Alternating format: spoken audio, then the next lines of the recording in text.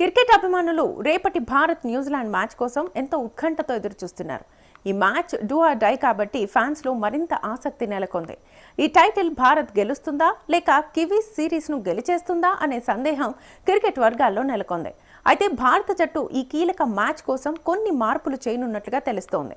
గత ప్రదర్శనలు, ఆటగాళ్ల ఫిట్నెస్ పరిస్థితులను బట్టి కోచ్లు, కెప్టెన్ నిర్ణయం తీసుకుంటారు.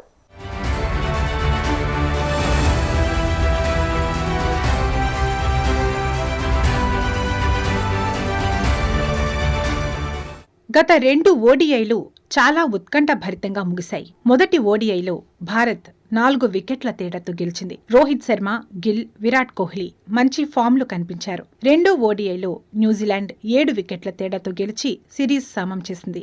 కేఎల్ రాహుల్ 112 రన్స్ చేసి జట్టుకు మంచి సపోర్ట్ ఇచ్చాడు. అయినప్పటికీ Mitchell 131 runs, will young 87 runs చేసి అద్భుత ప్రదర్శనతో కివీస్ జట్టును గెలిపించారు. మధ్య ఓవర్లలో భారత బౌలింగ్ విఫలమైంది. కుల్దీప్ యాదవ్ 82 రన్స్ ఇచ్చి మంచి బౌలింగ్ చేయలేకపోయాడు.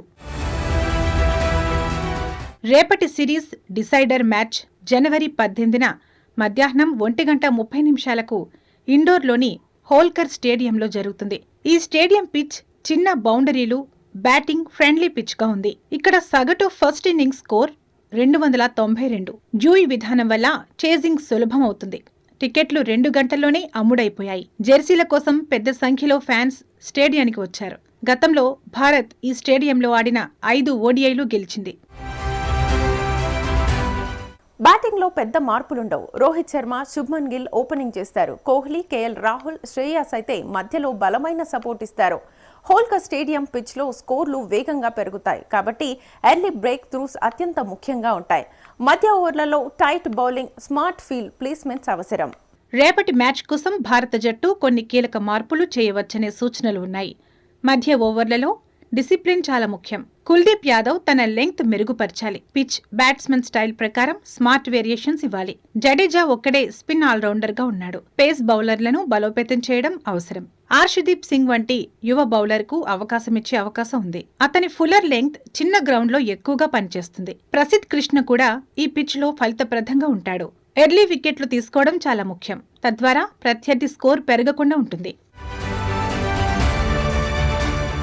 న్యూజిలాండ్ జట్టు కూడా ఫిట్, ఫామ్లో ఉన్న ఆటగాళ్లతో రేపటి మ్యాచ్కు సిద్ధంగా ఉంది.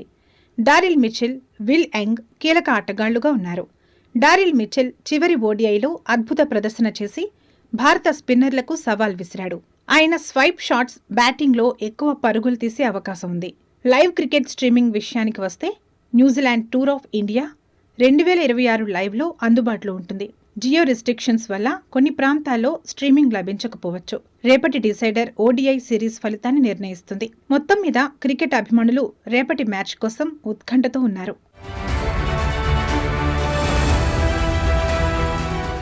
మొత్తంగా చూసుకుంటే ఈ మ్యాచ్ లో భారత విజయం కోసం మిడ్ ఓవర్లలో డిసిప్లిన్, ఎర్లీ వికెట్లు, స్మార్ట్ బౌలింగ్, ఫీల్డింగ్ కీలకం కానుంది.